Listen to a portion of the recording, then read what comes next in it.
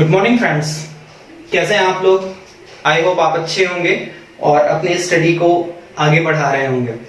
देखिए, आज का जो सेशन है इसमें हम लोग कुछ क्वेश्चंस को डिस्कस करेंगे जो आपके वेरियस एग्जाम में पूछे गए हैं। बहुत ही इंपॉर्टेंट क्वेश्चन है। बट इसके पहले मैं आपसे कहूंगा कि आप डिस्क्रिप्शन पे जाके 2 लिंक दी गई है, उस लिंक पे पहले उन वीडियोस को देखें, क्योंकि जब तक आप चैप्टर नहीं देखेंगे तब तक आपको इन सवालों के जवाब नहीं मिलेंगे। यहाँ पे मैं उन चुनिंदा सवालों को रखा हूं जो एग्जाम में कई बार पूछे गए हैं। दूसरी बात यह भी है कि उन वीडियोस में अगर कोई फैक्ट छूटा हुआ है तो आज मैं उसे यहाँ पे डिटेल कर दूंगा। तो चलिए इस सेशन को स्टार्ट करते हैं। आपके स्क्रीन में सवाल भी दिखाए जा रहे हैं, आप सवाल को पढ़िए और जवाब देने की कोशिश करिए। कुछ सवाल सीधे सीधे हैं, हमने उनको इसलिए रखा है क्योंकि कई एग्जाम में वो पूछे गए हैं, और कुछ सवाल ऐसे हैं जिनमें मुझे कुछ फैक्ट भी आपको देने पड़ेंगे। तो चलिए सबसे पहला सवाल उठाते हैं। सबसे पहला सवाल आपका है, रक्त क्या है। पहला ऑप्शन है संयोजी ऊतक, उपकला ऊतक, दोनों, कोई नहीं। What is blood. First option connective tissue, epithelial tissue, both and non of the above. तो यहां पे आपका सीधा सीधा जवाब आपको मिल जाएगा, इट्स अ कनेक्टिव टिश्यू। यह एक संयोजी ऊतक है। ये आरएएस में पूछा जा चुका है, सीजीपीएससी में भी पूछा जा चुका है। चलिए आगे बढ़ते हैं। हीमोग्लोबिन क्या है। दूसरा क्वेश्चन है, what is haemoglobin. First option है बोन मैरो में पाए जाने वाला पदार्थ, it's a constituent of bone marrow. Second option है मानव रक्त का वर्णक, it's a colourant of human blood. Third है इट्स अ हार्मोन, यह एक हार्मोन है। और फोर्थ वन कोई नहीं। तो यहां पे आप सीधे सीधे जानते हैं कि यह मानव रक्त का वर्णक है, it's a colourant of human blood. चलिए थर्ड क्वेश्चन पे हम लोग चलते हैं। थर्ड क्वेश्चन है, what is average blood pressure of human body. मानव रक्त का एक औसत रक्तचाप कितना होता है।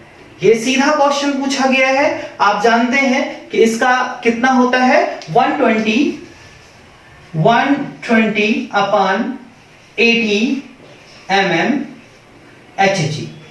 ये आप जानते हैं, ये सीधा सीधा क्वेश्चन है, ये आपके एग्जाम में पूछा गया है। चलिए आगे बढ़ते हैं। चौथे क्वेश्चन में, रक्त दाब का मापक यंत्र क्या है। यह भी सीधे सीधे टॉपिक से पूछा गया है, जो आप वीडियोस में देखेंगे। जो 2 वीडियोस हैं उसमें सीधे सीधे मैंने कवर किया है। इसका जो इंस्ट्रूमेंट होता है उसे क्या कहते हैं, आपके सामने ऑप्शंस हैं, आप देख लें। इसका जो इंस्ट्रूमेंट्स होता है उसे क्या कहते हैं, स्फिग्मोमैनोमीटर। ठीक, तो इसे नोट डाउन कर लीजिएगा। आगे बढ़ते हैं। अगला क्वेश्चन है, हमारे शरीर का रक्त दाब क्या होता है। हमारे शरीर का रक्त दाब होता है, मतलब कंपेयर करना है। ठीक है, इसका पहला ऑप्शन है वायुमंडलीय दाब से कम, यानी लेसर देन एटमॉस्फेरिक प्रेशर। दूसरा है ग्रेटर देन एटमॉस्फेरिक प्रेशर, वायुमंडलीय दाब से अधिक। तीसरा है वायुमंडलीय दाब के बराबर, और चौथा है कोई नहीं। ये थोड़ा सा कॉन्सेप्चुअल क्वेश्चन है, इसको भी आपको समझना पड़ेगा। और यहां पे इसको हम लोग देखते हैं। देखिए, इसका अगर जवाब आपको चाहिए तो सबसे पहले आप एक बात ध्यान रखिएगा, नोट डाउन कर लीजिएगा कि हमारा जो ब्लड प्रेशर होता है वो एटमॉस्फेरिक प्रेशर से अधिक होता है, वायुमंडलीय दाब से अधिक होता है। ठीक है, यहां पे थोड़ा समझते हैं हम लोग। देखिए, एटमॉस्फेरिक प्रेशर कितना होता है, 760 mmHg। अब आप देखिए 760 mmHg जो होता है, ये बेसिकली वैक्यूम के रेफरेंस में इसे मेजर किया जाता है, निर्वात के रिस्पेक्ट में इसे मेजर किया जाता है। तो निर्वात को अगर हम 0 मानते हैं तो निर्वात से ज्यादा होता है एटमॉस्फेरिक प्रेशर। अब एटमॉस्फेरिक प्रेशर के रेफरेंस में हम ब्लड प्रेशर को डिटरमाइन करते हैं। और अगर हम बात करें सिस्टोलिक प्रेशर की तो ये होता है 120 mmHg। 120 mmHg, ये आपको ध्यान में रखना है। अब अगर कोई पूछ दे कि आपका जो सिस्टोलिक प्रेशर होता है वो निर्वात के रेफरेंस में कितना है, अगर हम निर्वात को आधार मानते हैं तब हमारा कितना है, तो हम इसको ऐड कर देंगे 0, 8, 7, 8, यानी 880 mm Hg, ये हमारा ब्लड प्रेशर होगा, सिस्टोलिक प्रेशर होगा। किसके रेफरेंस में, किसके रिस्पेक्ट में? वैक्यूम के रिस्पेक्ट में। तो ये चीज आप ध्यान रखिएगा। चलिए आगे बढ़ते हैं। नेक्स्ट है जो सिलेबस जब वीडियो बन रही थी उस टाइम पे भी ये डिस्कस नहीं हो पाया है। नेक्स्ट है कौन सा ब्लड ग्रुप सर्वदाता होता है, यूनिवर्सल डोनर होता है, ये आपको यहां पे समझना है। तो ध्यान दीजिएगा, यहां पे दो चीज आप लोग नोट डाउन कर लीजिए, दो चीज आपको नोट डाउन करना है। देखिए ओ निगेटिव जो होता है ये यूनिवर्सल डोनर होता है। ओ निगेटिव जो होता है वो क्या होता है? यूनिवर्सल डोनर होता है। और जो AB पॉजिटिव होता है ये यूनिवर्सल एक्सेप्टर होता है। यानी O निगेटिव ब्लड ग्रुप किसी को भी दिया जा सकता है और AB पॉजिटिव ब्लड ग्रुप किसी से भी ब्लड एक्सेप्ट कर सकता है। ये दो बातें हैं, इसे नोट डाउन कर लीजिएगा, आगे चल के काम आएगा। चले आगे बढ़ते हैं। इसमें पूछा है what is the range of blood pH, रक्त पीएच का स्तर क्या होता है। अब देखिए आपको सीधे नहीं पूछ रहा है कि आपको बता दें 7.4, नहीं, यहां पे रेंज पूछ रहा है। तो ध्यान दीजिए, वीडियो में मैंने बताया था कि ये जो ब्लड पीएच होता है वो 7.3 से 7.5, 7.3 टू 7.5 वैरी करता है। तो आंसर हो जाएगा 7.3 टू 7.5। आगे बढ़ते हैं। यहां पे लिखा हुआ है WBC की अधिक मात्रा में उपस्थित होना क्या दर्शाता है। अगर आपकी बॉडी में WBC इंक्रीज कर जाए तो क्या होगा, क्या क्या सिम्टम होगा, मतलब आप क्या समझेंगे कि आपके शरीर में क्या हुआ है, ये यहां पे पूछ रहा है। फर्स्ट है संक्रमण, दूसरा है ल्यूकेमिया, तीसरा है दोनों, चौथा है none of the above. Infection, leukaemia, both and none of the above. तो यहां पे देखिए इन्फेक्शन जब होता है, यहां पे थोड़ा सा आपको कंफ्यूज करने के लिए दिया गया है, क्योंकि जनरली लोग इसमें ल्यूकेमिया में टिक कर देंगे क्योंकि उन्होंने पढ़ रखा है कि आरबीसी के WBC की अनकंट्रोल ग्रोथ जो होती है वो ल्यूकेमिया होता है। बट ध्यान रखिएगा ऑलवेज ल्यूकेमिया हो ये जरूरी नहीं है। आपकी बॉडी में अगर कोई इन्फेक्शन होता है तब भी WBC बढ़ जाता है ना।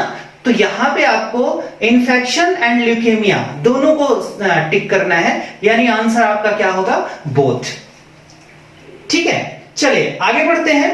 नेक्स्ट है सीधा सीधा क्वेश्चन पूछा गया है, ब्लड का जो प्लाज्मा होता है उसमें वाटर कॉन्स्टिट्यूएंट का कितना परसेंटेज होता है। आपने सीधे सीधे टॉपिक में पढ़ा है ये 90% होता है वाटर, प्लाज्मा में 90% वाटर होता है। नेक्स्ट है ऊंचाई पर जाने पर आरबीसी का स्तर, आरबीसी का जो काउंट है आपके ब्लड में, जब हाई एल्टीट्यूड में जाते हैं, ऊंचाई में हाई एल्टीट्यूड में जाते हैं तो उसमें क्या चेंजेस होते हैं। फर्स्ट डिक्रीज, इंक्रीज करेगा, डिक्रीज करेगा, no change, none of the above. तो यहां पे आप ध्यान रखिएगा, जब भी आप हाई एल्टीट्यूड में जाते हैं तो ऑक्सीजन का प्रेशर वहां पे कम हो जाता है और आपकी बॉडी में ऑक्सीजन की डिमांड बढ़ जाती है, जिसकी वजह से आपकी बॉडी में जो बोन मैरो है वो सडनली आपके आरबीसी के प्रोडक्शन को बढ़ा देता है और आपका आरबीसी काउंट बढ़ जाता है। तो यहां पे जो आंसर होगा वो क्या होगा? आरबीसी का काउंट बढ़ जाता है। चलिए आगे बढ़ते हैं। नेक्स्ट है बॉम्बे ब्लड ग्रुप क्या होता है। इसको समझने से पहले हम लोग एक लास्ट क्वेश्चन जो है उसको समझ लेते हैं, फिर इसको समझते हैं। लास्ट क्वेश्चन है मानव रक्त में WBC और RBC का रेशियो कितना होता है। आपसे पूछा है WBC is to RBC, ये पूछा है आपसे। तो ध्यान रखिएगा, अगर एक WBC है तो 600 RBC होगी, ये आपका आंसर होगा। कई बार RBC is to WBC पूछ देता है तो आप 600 is to 1 करिएगा, बट यहां पे जो क्वेश्चन पूछा है उसमें आपका यही जवाब है 1 is to 600। ठीक है, आप चलिए आगे बढ़ते हैं। आपका लास्ट आज के सेशन का क्वेश्चन है, बहुत इंपॉर्टेंट क्वेश्चन है। आपसे पूछा है बॉम्बे रक्त समूह क्या है। तो इसमें आंसर दिया है सामान्य समूह, विशेष समूह, दोनों, कोई नहीं। तो इसका जो आंसर है वो क्या है? It's a specific blood group, यह एक विशेष रक्त समूह है, ये आपको ध्यान रखना है। अब थोड़ा सा इसके विषय में समझ लेते हैं। देखिए आपका जो है वो क्या है, बॉम्बे ब्लड ग्रुप। इसके कुछ खास बिंदु हैं, वो आप ध्यान रखिएगा। पहली बात तो ये है कि it's a rare blood group. इसको पूरा लिख लीजिएगा, मैं शॉर्ट में लिख दिया हूं। It's a rare blood group, यह एक विशेष ब्लड ग्रुप है। दूसरी बात, अगर आप इसे देखें तो 1952 में एक डॉक्टर थे वाई.बी. भेंडे, ये मुंबई के हॉस्पिटल में ये डॉक्टर थे। आज जो आप मुंबई जानते हैं, उस समय ये बॉम्बे था। तो वहां के हॉस्पिटल में डॉक्टर थे और सबसे पहले इन्होंने क्या किया, बॉम्बे ब्लड ग्रुप की खोज की। ठीक है, इसीलिए इसे बॉम्बे में खोजा गया, इसीलिए इसको बॉम्बे ब्लड ग्रुप कहते हैं। ठीक, दूसरी बात आपको यह भी ध्यान देना है कि इसे कई बार OH या HH ब्लड ग्रुप भी कहा जाता है। क्या कहा जाता है, OH या HH ब्लड ग्रुप भी कहा जाता है। स्मॉल में लिखना है, O भी स्मॉल में लिखना है और H भी स्मॉल में लिखना है। OH या HH ब्लड ग्रुप कहा जाता है। इसमें देखिए ये विशेष क्यों होता है, ध्यान रखिएगा। आपने पढ़ा है कि हर एक ब्लड ग्रुप अपने एंटीजन के बेस में आइडेंटिफाई होता है। हर एक ब्लड ग्रुप अपने एंटीजन के बेस पे आइडेंटिफाई होता है, यानी H के बेस में आइडेंटिफाई होता है। बट जो ये ब्लड ग्रुप होता है, इसमें कोई एंटीजन नहीं होता। ठीक, ये याद रखिएगा। दूसरी बात आप याद रखिएगा कि ये जो ब्लड ग्रुप है वो खुद को ही एक्सेप्ट करेगा और खुद को ही डोनेट करेगा।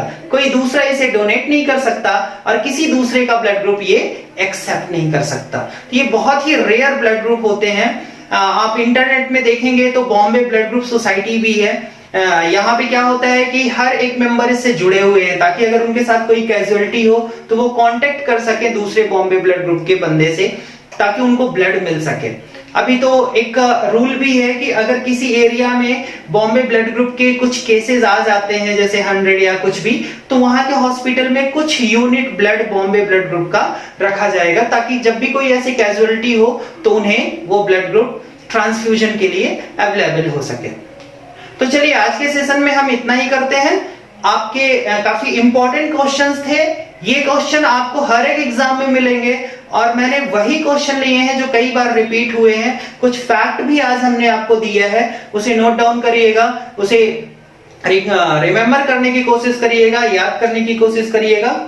इससे पहले मेरी एक वीडियो पड़ी है कि आप किसी चीज को कैसे याद कर सकते हैं और कितने एफिशिएंट वे से उसे पढ़ सकते हैं, उसे भी देखिए।